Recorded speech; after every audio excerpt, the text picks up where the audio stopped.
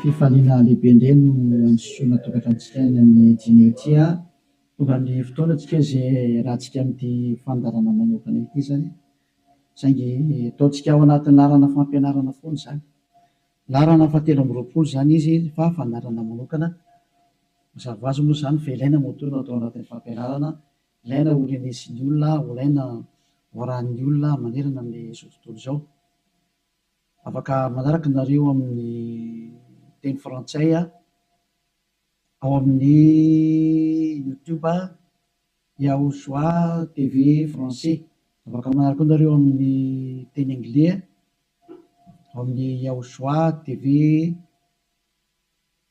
Yahushua TV zay mihitsy rehefa sita anglais zay ny chinois zany dia Yahushua TV chinois reo moa zany ny langue azorana dia malagasy moa zany ao amin'ny Yahushua TV malagasy afaka mahita ny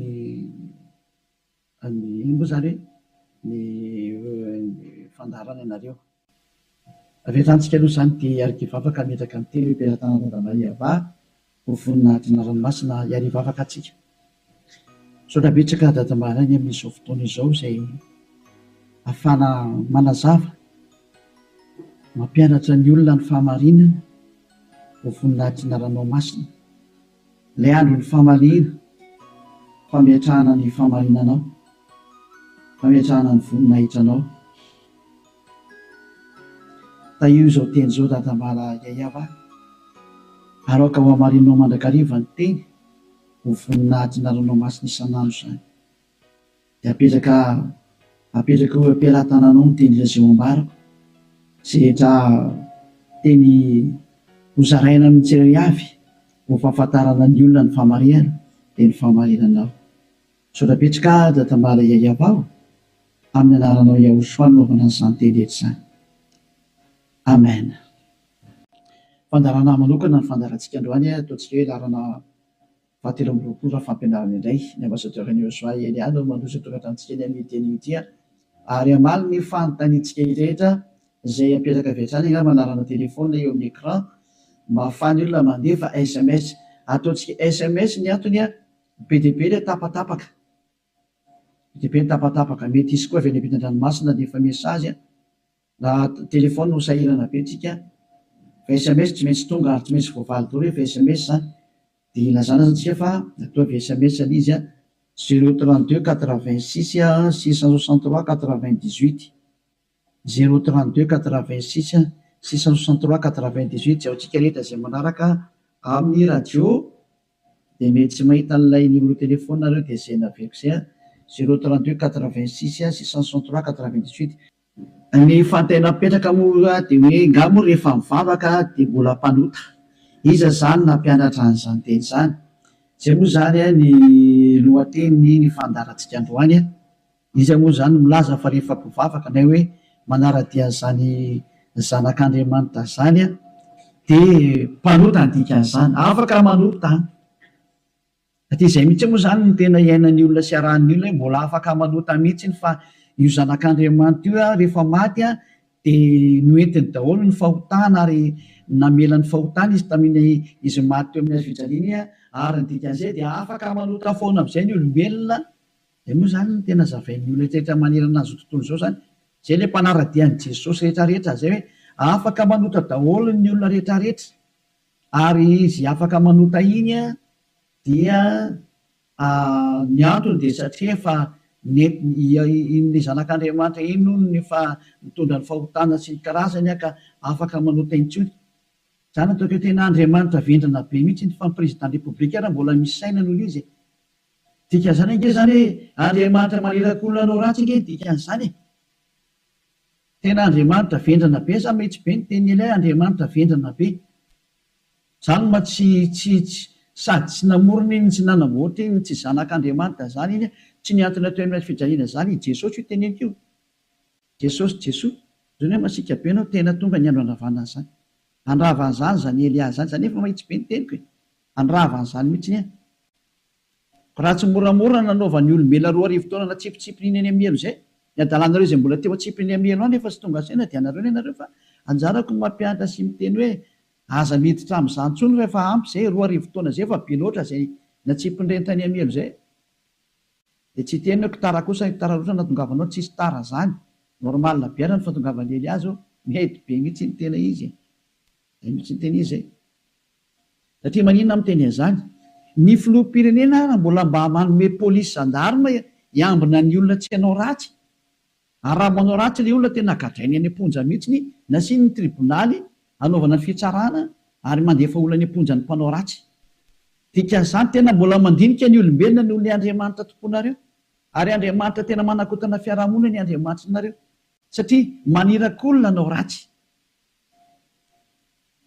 hoe tsy manina fa mahazo manao ratsy ianao fa beba fotsiny rehefa tonga sabotsy lahady avy areno indray rehefa avy eo dia beba sabotsy lahady mazava be ny teny Elia hoe ny filoham-pirenena raha mbola misy saina ary ny prime ministre malagasy raha mbola misy saina raha malagasy no resahana dia ny prime ministre nareo ny tanàna izay misy nareo any raha ny Amerika izany dia ny filoham-pirenenareo mbola misy saina noho ilay Jesus nareo na any amin'ny Frantsa dia ny filoham-pirenenareo mbola misy saina noho Jésus nareo satria ireny ara mbola mitady ny hevitra ny tsy hampanota anareo sazianareo raha vao manao ratsy mbola misy saina noho ny Andriamanitra nonge ho an'ny filoham-pirenena dikan'izao mbola misy fahendrena ny filoham-pirenena sy ny prime ministre sy ministra noho ny Andriamanitra tomponareo adalanareo izay hanompo an'izany zavatra zany mba tonga sainao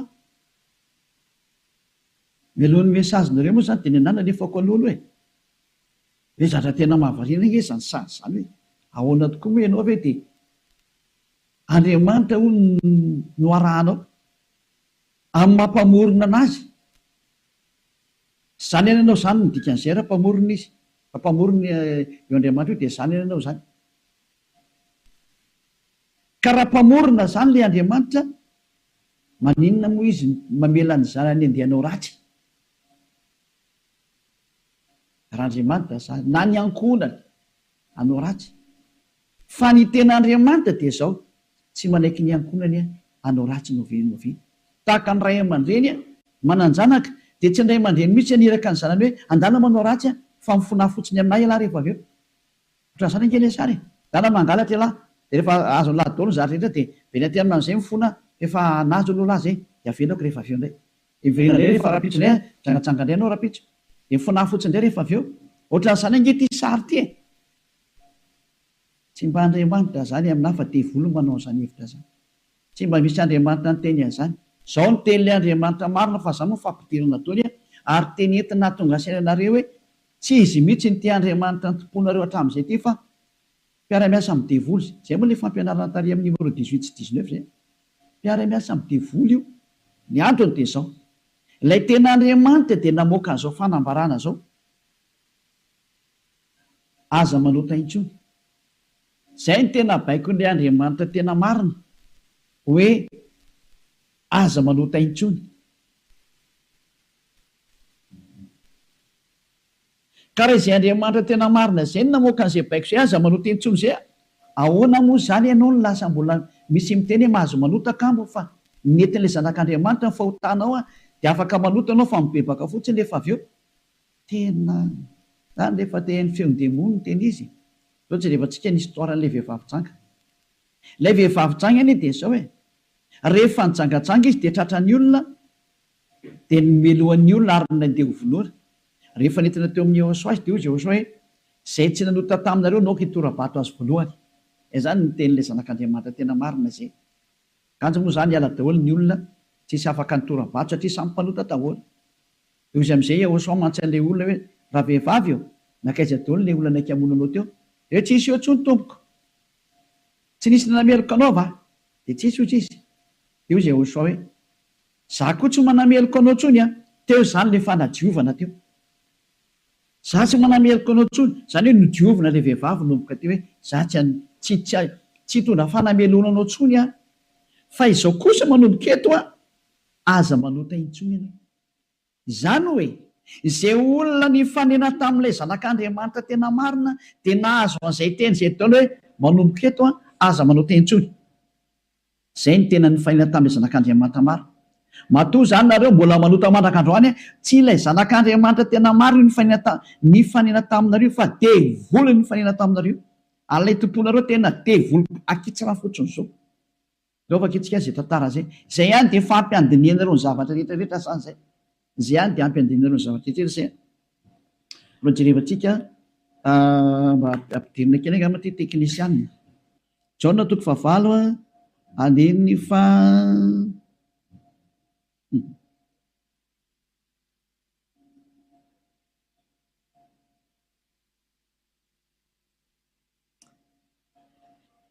Jaona 9 andininy fa 7 ary raha nandre zany izy dia nivoaka tsiray hatramin'ny zokonjokony ka hatrany amin'ny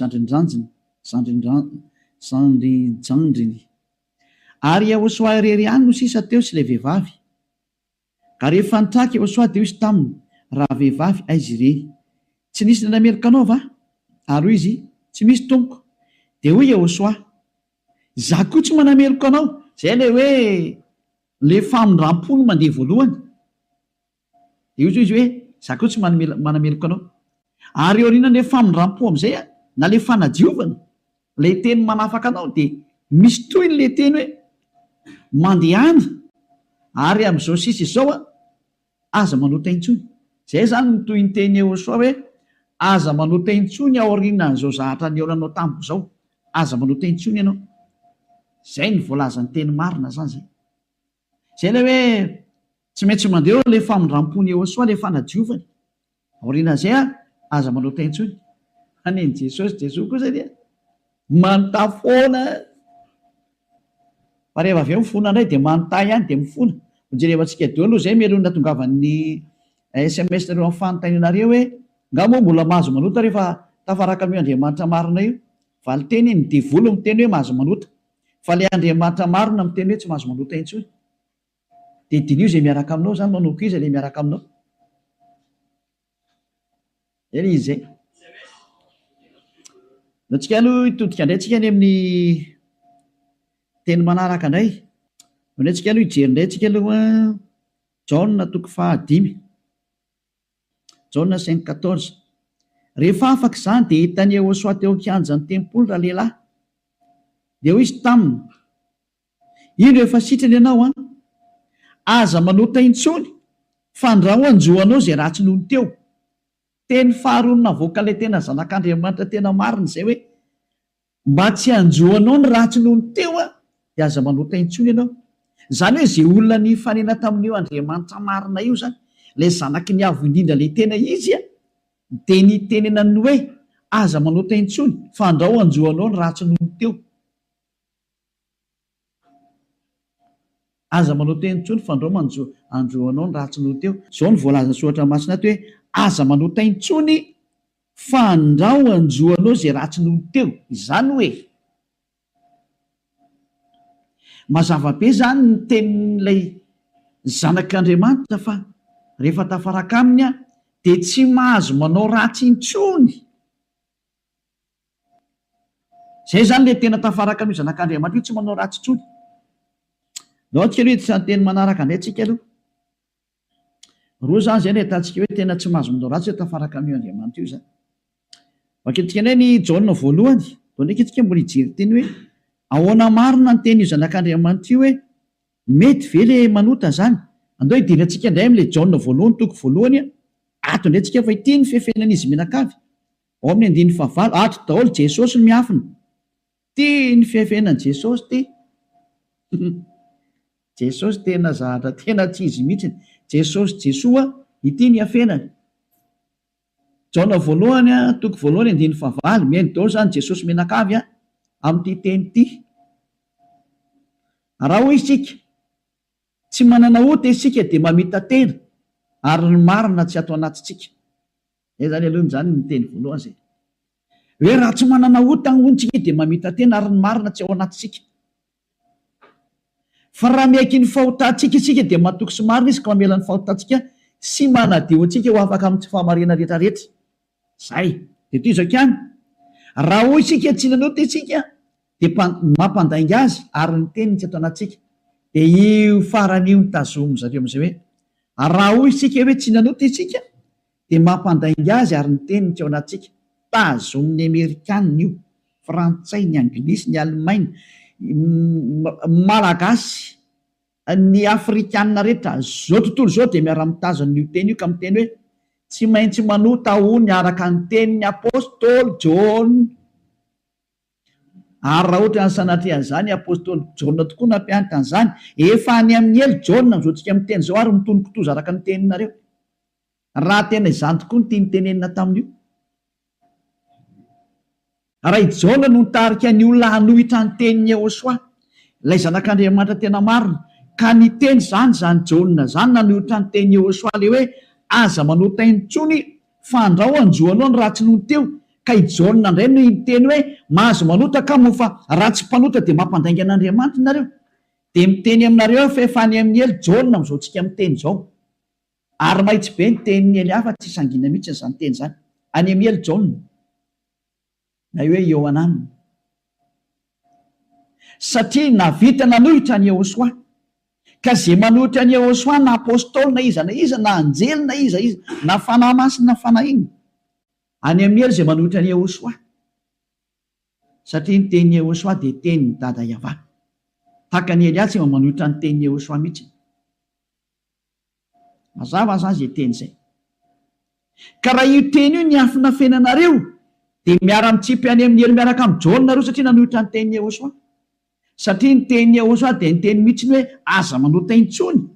Ka raha ohatra ireo milaza fa i John no nampanota anareo, miara-mitsipy amin'ny John any amin'ny elo nareo. Fa tsisy Andriamanitra tia lalan'izay John zany na tia lalanao. Fa i John sy ny olombelona dia mitovy ihany. Ka raha nanohitra ny tenin'ny Jehosoa zany John zany any amin'ny elo izy amin'izao amin'ny teny zao. Any amin'ny elo tahaka ny rehetra rehetra. Dahora jerevantsika le fandehan'ilay teny azy. Inona tonga ny John ny teny an'io? Ny olona izay mbola tsy tonga amin'ny Jehosoa, raha izy no miteny hoe tsy manana ota za, dia mamita teny izy ary ny marina tsy ao anatiny. Izay ny dikan'ilay aty amin'ny 9:9 sy 10 hoe raha hoy isika tsy nanota isika dia mampandainga azy. Satria ny olona rehetra tokoa dia tena mpanota daholo. Ary ny tenin'Andriamanitra dia milaza mihitsy fa ny olona dia mpanota. Samy nanota izy rehetra ka tsy esy manana ny voninahitra avy amin'Andriamanitra. Reny le izy reny. Raha mbola tsy tonga amin'ny Jehosoa ilay olona dia tsy maintsy mpanota izy. Izay ny dikan'io teny io. Izay ny dikany hoe raha misy miteny hoe tsy manana ota dia mpamita tena ary ny marina tsy ao anatiny. Satria ianao raha mbola tsy tonga amin'ny Jehosoa dia tsy maintsy mpanota ianao. Ary zany ny ilazana amin'ny Jesosy dia olona miaraka amin'ireny fa olona mpanota ireny satria tsy mbola tonga aty amin'ilay tena izy. Fa ao amin'ilay pisoloky nareo no nandeha. Dia hoy ilay pisoloky mahatsinareo hoe mpanota nareo. Pisoloky io tsy niantona teo amin'ny fijaliana Jehova zatra mpamitaka io. Samy mijery ny marina tsika e. Mioka anao teo ny tenin'ilay zanak'Andriamanitra e. Ny tenin'ilay zanaky ny avindrina fa mioka anao teo e. Kaza mamaly tsony ianao. Fa ny tany sy ny lanitra ho levina hoy Jehosoa fa ny teniko tsy ho levina mandrakizay. Aza hoe izay teny izay. Ka raha ny teny izy hoe aza manota intsony dia tsy misy mahazo manapotika izay teny izay. Matthieu 24 firy angamba izy loatra jevantsika kely teny. Hitina kely ihany tsika aloha. Matthieu 24:35 sa 33. Ao jerevantsika kely aloha. Matthieu 24:35. Matthieu 24:35. Ny lanitra sy ny tany ho levina fa ny teniko tsy mba ho levina. Ny lanitra sy ny tany ho levina ozy ilay teny fa ny teniko tsy mba ho levina. Izany hoe ilay teny hoe aza manota intsony tsy ho levina mandrakizay iny. Ka raha nisy nandevina an'iny dia vory izay nandevina an'iny. Raha nisy ny teny zany hoe tsy maintsy mpanota nareo ka, tsy maintsy manota nareo ka, dia manohitra an'ilay teny ilay zanak'Andriamanitra amin'ny teny hoe aza manota intsony. Ka raha misy zany nampianatra nareo hoe tsy maintsy manota, dia ny kontra n'io tenin'ilay zanak'Andriamanitra marina io. Ary efa ny kontra ny teniny dia devoly izay nanohitra anazy. Satria ny teniko izy tsy azo levolina. Zany tonga amin'ny teny hoe tandremy ianao tsy misy John ny teny taminao mihitsy hoe ndany ianao manota fa ny agiginao mahatonga anao miteniteny foana eo. Ianao no te hanao zavatra tsy manjary amin'io Andriamanitra marina io. Ianao no te hanao ratsy ihany dia ilay Andriamanitra marina no endrikendrehanao. Daholo aloha tsika anaraka an'ilay teny zany. Ohatrany ohatra mafimafy be ny teninao ambassadeur. Tena tsy mafy zany. Anarany mora indrindra tokony renisy ny sofinao zany fa tokony mafimafy noho zany no tokony hoeninao satria be izay nahadalana nataonareo izay hoe tsy hoe verina fa faly aminareo Andriamanitra tokony fampianarana io. izy very miteny hoe aza manota intsony, de nareo nefa ry mamaly hoe tsy maintsy manota fa tsy possible mihitsy zany. Nareo te araka amin'le Andriamanitra tsy izy nareo any, de ny famarina le Andriamanitra kosa ny potipotenareo. Iza mampanaonao an'izany kosa ny daoary Jaona voalohany toko voalohany 9:9. Ko raha hoy isika hoe tsy manana ota isika dia mamita tena ary ny marina tsy ao anatsika. Zay aloha zany le hoe raha misy mbola sy tonga ao amin'ny Yehosoa anao dia mpanota ianao ka raha ianao raha mbola sy tonga ao amin'ny Yehosoa no miteny hoe za tomko tsy mpanota intsony, dia mpandainga ary mpamita tena. Zay no mahatonga an'izay niaraka tamin'i Jesoa rehetrarehetra na Jesoa tsy haiko fazan'ireo azy Jésus Jesus ny teny daholo nareo hoe mpanota, satria tsy mbola tonga atao amin'ilay izy nareo.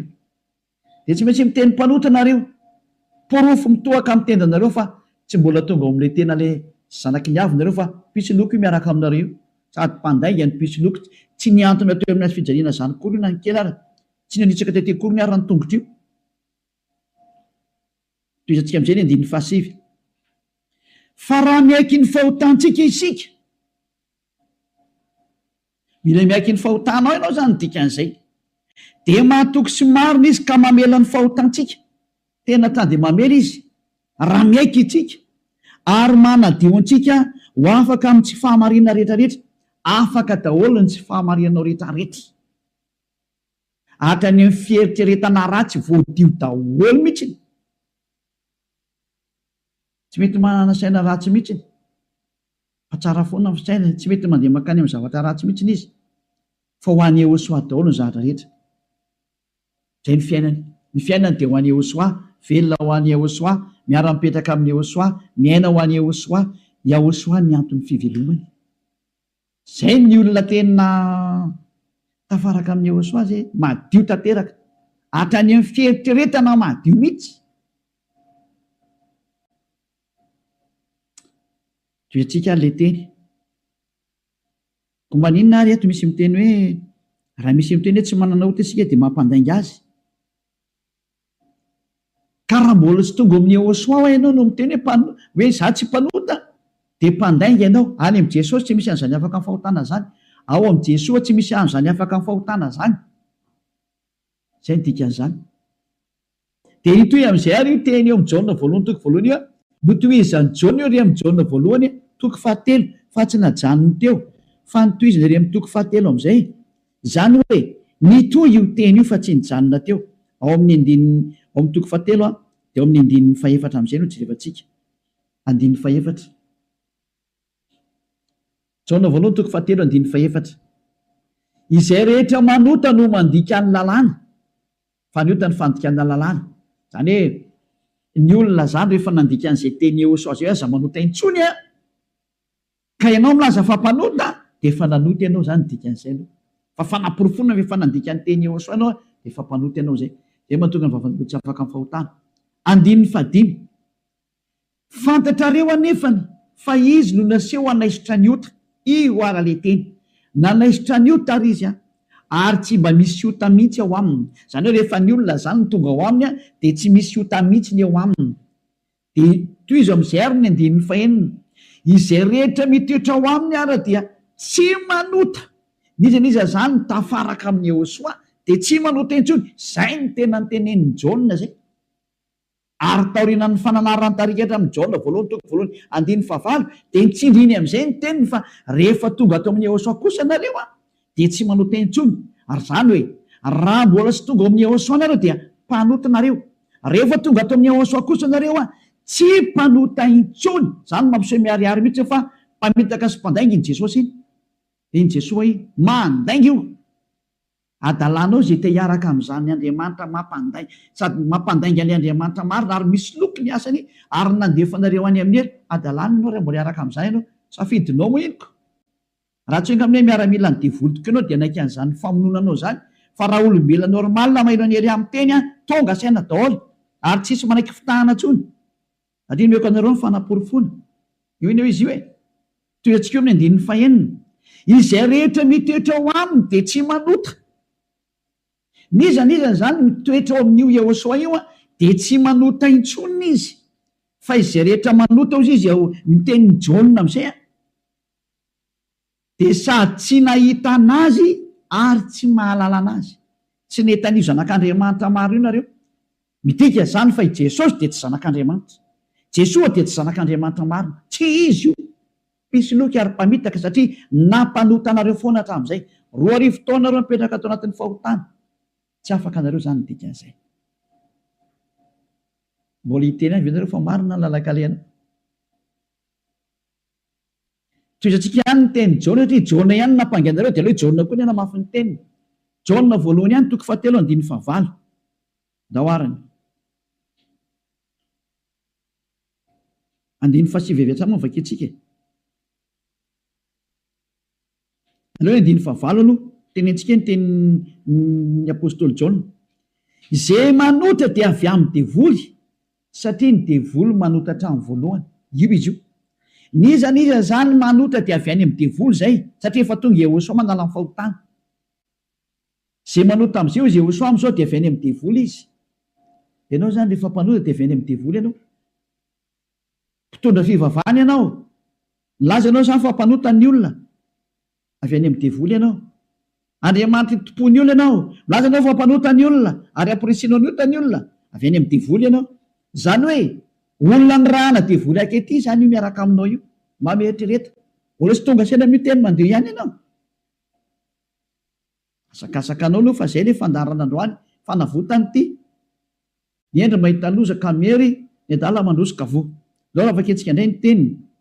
9:7. Ty le nitenen'ny apôstôly Jaona ihany. Ovaly le Jaona voalohany 9:9 sy ny 10. Hoe ny olona izy Jaona rehefa tonga ato amin'ny Jehosoa tsy mety manota intsony. Ilay tena zanak'Andriamanitra tena marina. Izay rehetra naterak'Andriamanitra no tsy manota. Matonao zany mbola manota dia tsy nateraka io Andriamanitra ianao fa nateraka Jesosy Jesoa. Io ianao mpanota io. Mbola tsy nateraka ilay zanak'Andriamanitra tena izy ianao fa niteraka anao dia ilay pisoloky no niteraka anao. Ilay mpamitaka no niteraka anao. Fa ilay Andriamanitra tena marina tena manizingizina mihitsy ny amin'ny Jaona apôstôly tsy nivadika tamin'ny teny Jehosoa izy. Fa nitazomy ny teny Jehosoa hoe izay rehetra nateraka io Andriamanitra io dia tsy manota. Satria maninona ozy izy? Satria ny voany mitoetra ao anatiny ka tsy mahay manota izy. Tena nitsindriana fandroany. Tsy mahay manota izy. Fa maninona hoy satria nateraka Andriamanitra. Izy zany nateraka io Andriamanitra io dia tsy manota intsony. Fa izay nateraka iny devoly io manota foana ary miteny hoe tsy maintsy manota sy ny karazana. Devoly ny rainy. Soratra masina daholo miteny anio.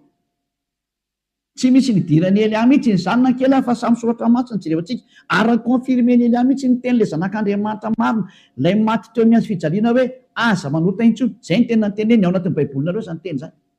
Ao anatin'ny baibolinareo zany teny zany fa tsy zany namorona. Andana vakeo fa nomeko tarihin'ny vovonanomboka ny fandarana. Ao anatin'ny baibolinareo ilay izy. Ary rehefa avy eo dia nitsindriany apôstôly amin'izay zany teny hita zany. Mbola nampiny ao amin'ny Jaona voalohany 5:5 mbola nampiny teny akaiky indray 9:9. Jaona voalohany 5:18 ty indraingy ny teny manaraka. Jaona voalohany 5:18 mbola nitsindriany Jaona daholo ny teniny. Io zany tsy Jaona akory no makany amelo sanatria zany fa ianareo no makany amelo izay nanendrikendrika ny Jaona. Nanendrikendrika ny apôstôly Jaona salary Saolina, salary Ioananina. Ianareo izay nanendrikendrika anazy mitsipy makany amin'ny elo fa tsy satria tena niteny mihitsimihitsiny. Ty nefa naporofona manaraka. Mbola Jaona ihany no teny aty. Fantatsika fa izay rehetra naterak'Andriamanitra dia tsy manota. Fa izay naterak'Andriamanitra dia miaro ny tenany ka tsy mikasikazy akory ilay ratsy. Tsy azo ny devoly kasena mihitsy ny olona miaraka amin'io Andriamanitra marina io. Izay nateraka io Andriamanitra io. Matoa ianao mbola mpanota nateraka devoly ianao. Izay miaraka aminao zany mpiara-miasa amin'ny devoly ny dikan'izay. Izay ilay fampianarana numéro 18 sy 19. Hoe mpiara-miasa amin'ny devoly io Jesosy Jesosy Jésus Jesus-nao io ry Amerikanina. Ary frantsay ry anglisy avy any aminareo fampianarana io. Nareo no tonga ny niditra anakety atody kely amakany aminareo mihitsy n'izao ny teny. Ahoana io teny io? Nampianaranareo dao zao toy izao lasa mpanota. Ahoana? Pozinareo ny olona. Zao ilay Jesosy nareo zao. Vao tsy tonga saina ihany. Vonoanareo daholo ny olona teto ambony ity tany ity. Matinareo ohatra ny amin'ny malagasy rehetra rehetra. nampidirina ireo zava-dosany teto amin'ny tanin'ny malagasy, tany amin'ny tanin'ny frantsay, tany amin'ny tanin'ny anglisy, izy tompony ihany moa zany. Andriamanitra tsy izy natsofoko ny tena ampalahelo be le sary misy. Velantsika any zany rehetra zany fa ny eny ao mahita losaka meny ny adala mandrosika voe. Toy antsika amin'izay ny teny ary tia nentiko amaranana anazy dia afaka miditra daholo amin'izay tsika amin'ny mesazy satria efa 37 minutes izay ny resako dia afaka miditra daholo amin'izay nareo. Araka ny bokin'ny misy ny Hebreo toko 10 andininy 420 ho an'ireo izay milaza fampanota na hoe mifona dia mivavaka dia mifona dia manao ratsy dia mivavaka dia manao ratsy dia mifona moa e, manao ratsy dia mifona dia manao ratsy dia mifona. Ity ny tenin'Andriamanitra nomena anareo ho an'ilay olona manao an'izany adalana minimanota zany nampianaran'i Jesoa anareo. Jesosy dia jereo zava-doza amina tambo tena fanohitra amin'ny soratra masina mihitsy nge teny izy. Dia hoe tena devolina nampianatra anareo an'ity resaka hoe tsy maintsy manota ity. Nareo no tsy afaka dia ilay Andriamanitra marina ny endrika andrianareo. Ny teny demolina ny tazominareo. Izay koa ny tena point ambony indrindra ato amin'ity fiarahamin'Andriamanitra ity satria Andriamanitra io tsy mihaino mpanota. Ka le manafaka anareo amin'ny fahotana mihitsy tsy ekeny hatramin'ny farany mihitsy, tsy eken'ireo devoly ireo. Ary izany ny fampianarana alefan'i Jesosy aminareo Jesus hoe aza tao afaka amin'ny fahotana mihitsy ny fa io no tena sakafon'ny zareo. Satria raha vao afaka amin'ny fahotana tafaraka amin'io Andriamanitra io avy hatrany, ataony tsy afaka ao mihitsy nareo. Satria sady mpandainga ny mpangalatra ny mpisoloky ny mpiteny ratsy ny mpanao teny vetaveta tsy haiko intsony izay ataonao rehetrarehetra any. Izany ny faratsianareo. Andininy 420 Hebreo toko 10 Hebreo 10:26. Fa raha minimanota isika rehefa nahazo ny fahalalana tsara ny marina, minimanota. Ny atao hoe minimanota dia mifona androany dia mamerina rapitso, mifona indray raha fakapitso mamerina ny ambadika an'izay, mifona amin'ny sabotsy mamerina latsinainy, mifona amin'ny lahady mamerina amin'ny zoma. Izany ny atao hoe minimanota raha tsy hainareo. Dia cercle vicieux miverina eo foana io. Ianao mihitsy n'izany voateny zany. Ianao izay mijery tsy mihaino anahy io. Ary le tena tsy te hiaino kanefa tsy maintsy mihaino anao fa mamono anao ty teny teny e. Ity teny ity ny mamono anao sy mamely anao na manavitra anao. Rehefa ranao ny teny marina ny Hosoa ilay zanak'Andriamanitra marina hoe za tsy hanota intsony dia anatona aty amin'ny Eliana fa tena ho afaka ianao rehefa maka aty dia avitra ianao zay. Tsy mamono anao ty teny ity. Fa rehefa tsy raharaha kosa ianao ary tsy vakianao aloha ty dia zao teny henonao zao na ho tapenanao aza ny sofinao na isitrika anaty lavabato ary ianao tsy te hiaina alefanao anatin'ny tany leonao ohatra ny Aotrisy, mamono anao foana ty teny ity. Tsy afaka eo mihitsy ianao ninina ho ataonao. Teny marina ingety ao anatin'ny baibolina ingety daoarany. Raha minimanota isika rehefa nahazo ny fahalalana tsara ny marina dia tsy misy fanatitra noho ny ota intsony, tsy misy fanatitra ho anao intsony. Ndray mandeha ihany zany ianao mahazo ny famindram-po io. Dia ny aoriana izay tenin'ny famindram-po izay ohatra nataon'ny Hosoa hoe za tsy manameloko intsony, na hoe natao batisa tao amin'ny Hosoa dia afaka, izay le tena izy zay. Dia izy amin'izay le zanak'Andriamanitra marina hoe tsy misy fanatitra noho ny ota intsony fa fiandrasana mahatahotra andiny 7:20 amin'ny fitsarana ho tsaraina ianao zany ary fahatezerana mirehitra izay andaniny fahavalo rehetra kosa. Lasa nivadika fahavalo ianao. Ny olona minimanota sy mpanota zany dia fahavalon'io Andriamanitra marina io ary miomana ianao amin'ny fandorana anao ary miomana ny amin'ny fitsarana izay milezana anao. Izay le hoe aza mba maty ianao e. Ho hitantsika eo ny toyny nefa ny teny izao mbola velona zao dia efa mandeha ny fahamaliana. Tsy misy an'izany miala mora zany intsony zao e. Tadidio zany. Andro ny fahamaliana zao efa tapitra treo ny andro ny fanginana. Andro ny fahamaliana zao. Izay rehetra nanao an'io Andriamanitra marina sy nanambany sy nanao ratsy amin'io Andriamanitra marina io zany, nanao tsinitsinina ny teniny sy nanambany ny teniny ela rehetrarehetra, tsy misy hafamaina zany intsony zao. Nanao tsinitsinina ny teniny sy ny asany rehetrarehetra, aza mamana tena an'izany hoe miala maina zany. Nanao kasiparana ny teniny. Izy milaza fa afaka mifahotana izay miaraka aminy. Ianao ry maneritra hoe tsy manino, tsisy an'izany fa ama olombelonao mikomprendre anao izy. Taiza nisy Andriamanitra mikomprendre anao? Raha ny komprendre izy tsy nalefa ny safidrano. Raha ny komprendre izy tsy nalefa ny dao zao karazana retina zao. Raha ny komprendre izy tsy nataony maty ianao. Ary raha ny komprendre izy tsy natsipiny amin'ny helo ny olona. Ary raha ny komprendre izy tokony tsy nandevoziny zanak'Israely. Fa nandevoziny hatrany mandrakizao mbola mijaly foana ny verinao amin'ny tany izy mbola fahoriana foana. tsy micomprendre anao zany io Andriamanitra io fa asory anatin'ilay atodoanao zany. Tsisy Andriamanitra micomprendre anao zany. Ty any ny fantany aza manota intsony zay niteneny dia tazoma rehefa teo any aminy. Izy koa ngeny tompony lanitra ny lanitra eo ka tsy anao nitsotsotso makany. Efa niteny izy fa masina ny Andriamanitra reo ary zay raka amiko tsy maintsy masina tahaka. Zay ny dika ilay hoe Matthieu 5:48. Matthieu 5:48 aoko tanteraka ianareo. Aleo zay ny amaranantsika azy tanteraka. Matthieu dia afaka miditra amin'izy nareo amin'ny mesazinareo. Mba hafahany be sy ny maro tafiditra daholo dia amaliko anazy. Matthieu 5:48. Koa amin'izany aoko tanteraka ianareo toy ny fahatanteran'irainareo zay any an-danitra. Ianao zany dia efa nomeny Yehosoa baiko hoe rehefa teo any amin'ny lanitra ny lanitra ianao aoka ianao tanteraka. Atao ny sitraponao atete an-tany tahaka ny any an-danitra any amin'ny lanitra ambony any zany.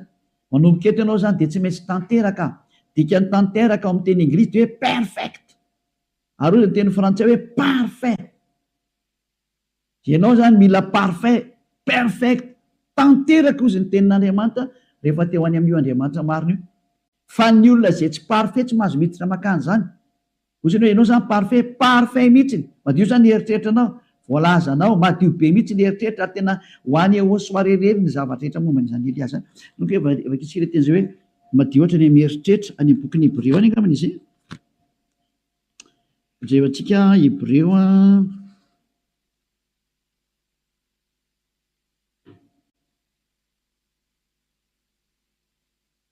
tsy hoe mainka fanirany Yehosoa zay manady.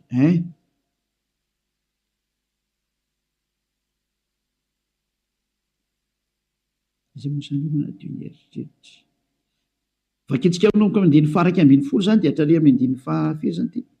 9:12. 16-17. Aloha vakitsika amin'noko amin'ny 11. Hébreu 9. Dia amin'noko amin'ny 12. Fa Yehosoa kosa Hébreu 9 manomboka amin'ny 11 ka hatramin'ny 17 eo na 18 angamba vakitsika eo daholo. Fa Yehosoa kosa rehefa tonga ho mpisorona be ny amin'ny zatra tsara ho avy dia namaky teo amin'ny tabernakely lehibe lavitra sady tsara lavitra zay tsy natao tanana, zany hoe tsy misy an'izao zavatra rehetra izao. Ka tsy mba nitondra ranosy lahy izy na ranjanak'omby fa ny rano tenany dia niditra indray mandeha ho any amin'izay fitoerana masina ka nahazo fanavotana mandrakizay. Vadindrindra fa raha ny ranosy lahy sy ny ranombolary ny lavenom-batotrony vavy avy afafy amin'izay voaloto no mahamasina hatrany amin'ny fanadiovana ny nofo maika fa ny rany Yehosoa zay nanatitra ny tena tsy manantsinon'Andriamanitra tamin'ny alalan'ny fanahy mandrakizay no adio ny fieritreretanareo ho afaka amin'ny asa maty mba hanimponareo an'Andriamanitra velona. Tsy tonga tany amin'ny 15 fa teo amin'ny 14 dia hitantsika ilay zany io izy io. Zany hoe madio hatrany amin'ny eritreritra rehefa tonga amin'ny Yehosoa. Tsy misy maloto zany ntsony eo aminazy. Afaka daholo ny zava-detra. Zany ilay tena Andriamanitra tena marina zany. Izay ilay tena niantona teo amin'ny fijaliana. Izay ilay tena nandatsaka ny rany. Izay ilay tena zanak'Andriamanitra marina indrindra. Izay ilay niteny hoe aza manota intsony ny anarany Yehosoa no anarany. Zao toriany Elia zao. Tsy azo ovaina koa izay anarana izay satria tsy misy anarana hafa nomenany olona mba halanitra zao na famonjena. Ka rehefa Yehosoa ny anarany tsy azo ovana zavatra hafa intsony izay.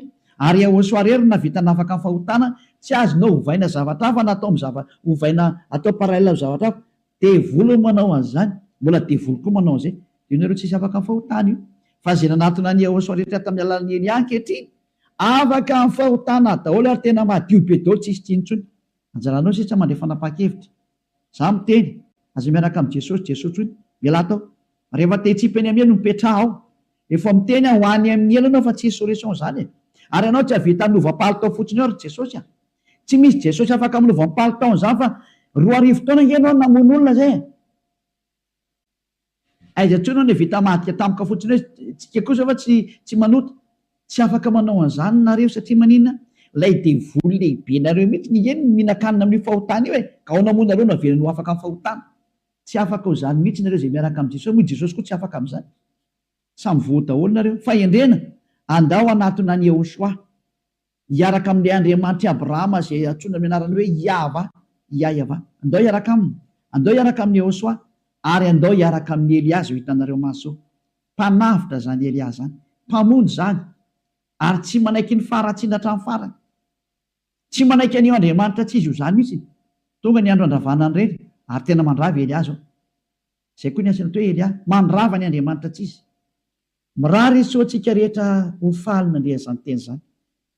Mialamy Jesosy sy Jesoa, mialamy Jesosy Jizasy, mahitsy be ny tenin'ny Elia.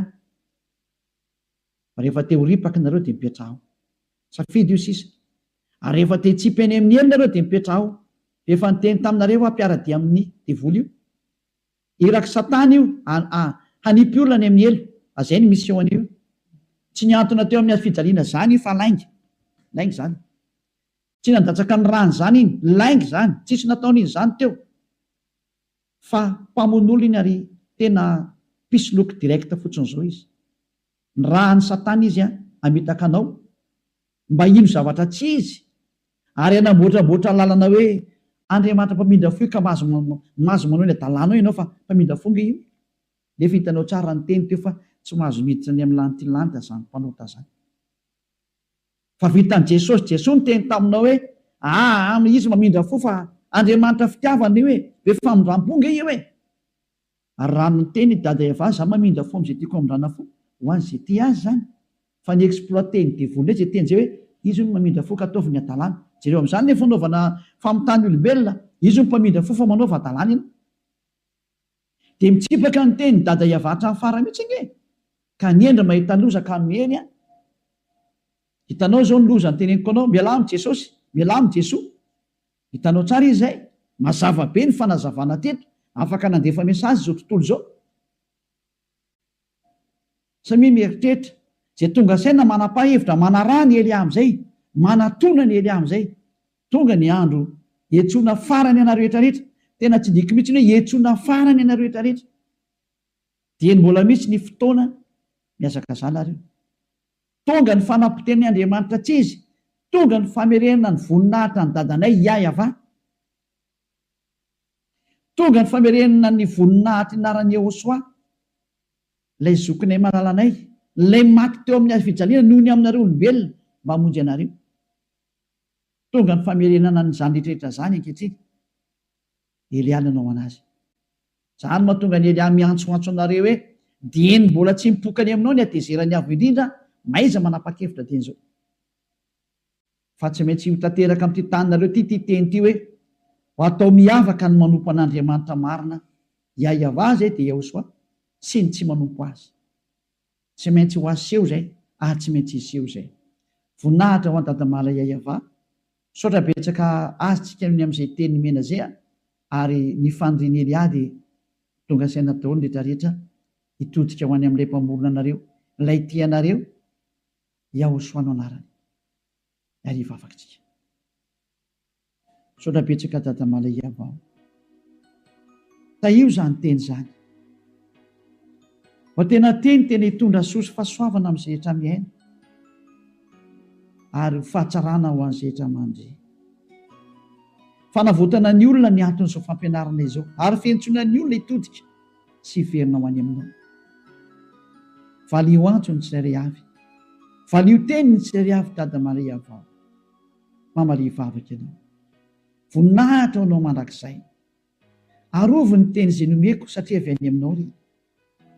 Arovy ny teny izay rehetra nambarako satria nomenao reny ho hanavotana ny olona hiverenao any aminao. Sokafy hatrany ny varavarana maidirana izay mbola afaka miditra dada malalo Yahva. Vonjeo izay rehetra fatady ho faty, mba ho tonga soa aminao Yehosoa. Voninahitra anao mandrakizay. Amin'ny anaranao Yehosoa anaovana ny vavaka sy ny teny rehetra. Halleluia. Amen. Dia miraso tsika samy teny Yehosoa ho amin'ny fitohizan'ny fiarantsika manaraka indray. Fiarahana tompoko.